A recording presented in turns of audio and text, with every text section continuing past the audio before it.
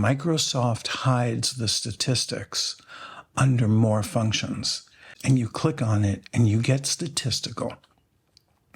Now, if you scroll down to S, right, you'll see what you have, STDEV, which stands for standard deviation, and it's .P and it's .S.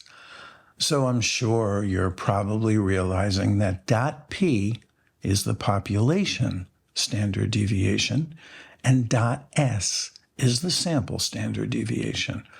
So let's click on the STDEV.P. We click. Now you'll notice we have number 1, number 2. These are called arguments. But the way Excel works is you're going to click on the first element of the data set. You're clicking and then you're letting go. And then you click again and you hold it and you drag it all the way to the last. And then you release it. And then you hit OK. And that gives you the population standard deviation. And all that means is you have the entire population. So you're assuming this data set represents the entire data this is the whole population, right? In practice, you rarely use this. It means the mean is actually known, and you rarely use this in practice, but you'll use this in a stats class every once in a while. Now let me show you how to get the sample standard deviation. So you click on it once, and then you go into formulas, you go into statistical, and we go to S and we look for standard deviation. And here we have STDEV.S for sample. Click on it once. Click on the first element in the data set. Click again, holding it. Holding it, go down, release it. Then you click OK. And that's the sample standard deviation.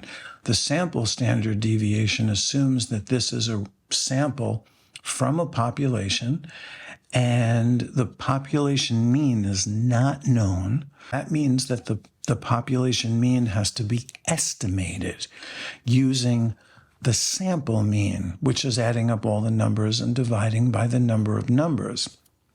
Now, a little thing you'll notice is that the sample standard deviation is greater than the population standard deviation. It will always be this way. And that's because when we estimate the population mean using the sample mean, we lose 1 degree of freedom. And that means here the denominator would be n.